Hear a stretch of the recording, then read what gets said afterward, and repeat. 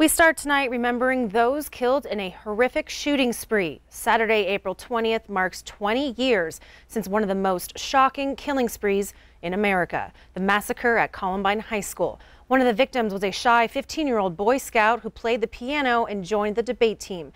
Kenneth Craig returned to Littleton and sat down with his father. Tom Mauser's life is about the before and after. Those years before Columbine, you know, it was family life, it was normal. After Columbine, it's grieving, it's pain, it's life without a key member of your family.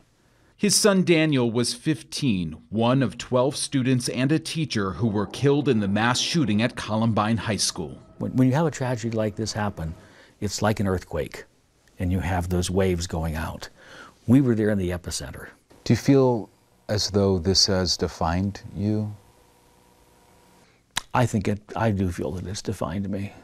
That it is what the key event of my life. Just 2 weeks before the massacre, Daniel had brought up the issue of loopholes in gun control. They did not kill their spirits. After his death, that conversation drove his father to a new mission in life. How could I not react to that? How could I not respond and do something to honor him? Mauser has worked for 2 decades to strengthen gun laws and institute stricter background checks.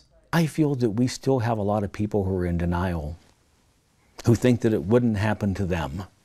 It's like I didn't think it would happen to me. They think that somehow this problem will take care of itself. Well, it hasn't, and it won't. The work has helped him move forward. So has his family. A year after Daniel's death, the Mausers adopted a baby girl from China. On special occasions, he wears the shoes his son wore the day he died. You feel his presence? I do. I feel that it gives me strength to take on anything. Daniel's gentle spirit and shy grin are memorialized near the high school, where mourners still remember the senseless violence that changed this community forever. Kenneth Craig, CBS News, Littleton, Colorado. Again, just a tragic event that is still sending shockwaves through American history.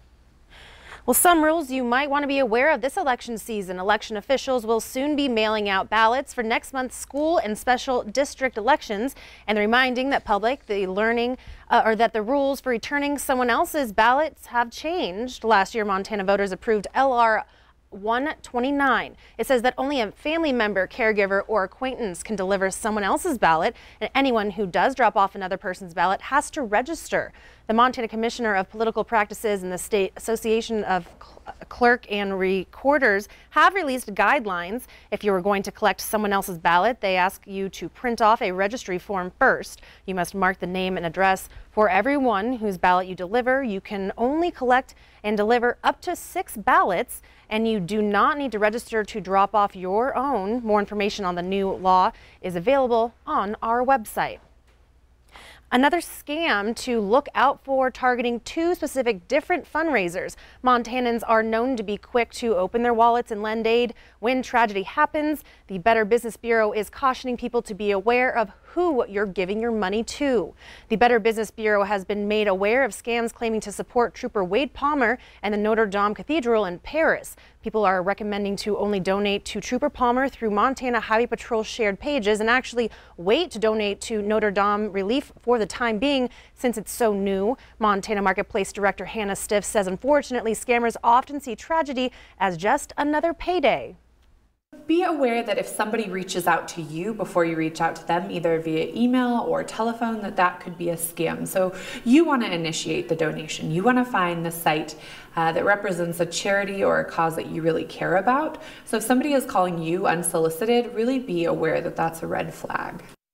The Better Business Bureau offers an online tool called give.org to help people better understand exactly who they're donating to and report potential scams.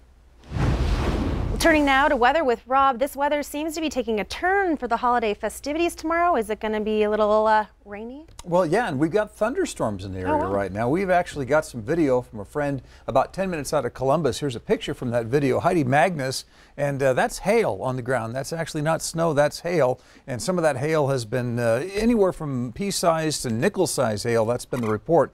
You can see the current winds and satellite and radar showing those various heavier thunderstorms. Now, so far, nothing severe out there. We'll call those your garden variety thunderstorms. Nonetheless, it's creating a light show and dumping some heavy rain at times. And this is sort of what's yet to come here this evening as we see more and more showers developing. You can kind of see from the statewide picture right there, most of those thunderstorms right now moving from the southwest to the northeast through between Bozeman and Billings, the Yellowstone Valley up toward Miles City. So we'll be talking about that. Also take a look at the Easter forecast and the work week forecast in just a little bit. Zoe? All right, thanks, Rob. Well, Easter Sunday is upon us, and all around the Magic City, there were multiple Easter egg hunts while the weather was still nice, bringing people together to celebrate this delicious holiday. One hunt took place bright and early this morning at the Beartooth Harley-Davidson store on Frontage Road, with food, a visit from the Easter Bunny, face painting, and tons of candy-filled eggs. Hundreds of people gathered to bring the holiday to life for all of the children. But on to one of the bigger Easter egg hunts today here in Billings. Lewis and Clark Middle School early this afternoon, bringing a giant crowd together for a day of fun in the sun as the kids got to play on bouncy houses and gather eggs full of sweets. The event was hosted by the Emmanuel Baptist Church, which is located at 328 South Shiloh Road. A Skyview sophomore got the chance to meet some ranking Montana politicians after she won the Montana Teenpreneur Challenge. Catherine Brower, and her business, it's called 406 Lips, and rose to the top out of about 87 participants. Catherine creates lip balm holders made out of cute fabrics, and now she was inspired to create the holder after she ruined a load of laundry from forgetting it in her pocket. As the winner in the existing business section, Catherine got to travel to Helena to meet with Governor Bullock. While there, Bullock let her in on some Capitol history. They make a lot of ideas at that table and fix budgets at that table. They're like, well, now you're part of the table's history too. And you're able to like help out our community and make big decisions for us. And they went on to talk about how entrepreneurs are some of the greatest minds and how we really help the community because we think in ways that other people don't usually think to fix problems. Now this summer, Catherine will attend the Montana Startup Academy, where teens from across the state will meet with MSU professors in Bozeman to help try to solve one of the world's problems through business. Well, every year on the last day of skiing season, Big Sky has its annual pond skim event. MTN's Medeiros Babb takes us up to the mountain where people tried to make it across a pond of water and at the bottom of the hill. This is video of Pond Skim, an event at Big Sky where people try to gain enough speed going down the hill to be able to skim across 2 ponds of water. These skiers might make it look easy, but it definitely isn't. Let's see it! Well, when I was at the top, I was pretty nervous, but then when I started skiing, I was fine. The event brought in thousands of viewers who watched skiers and snowboarders from around the world see if they would skim or swim. Made for speed! It was pretty nerve-wracking at the top, but once I got there, it was just like unpowdered. This year, Isabel Russo from Butte went down the mountain with her friend Carson Hucker.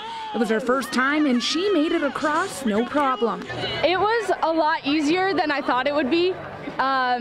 I was really nervous coming down, especially right before I hit the pond. I was kind of like, oh gosh, what am I doing here?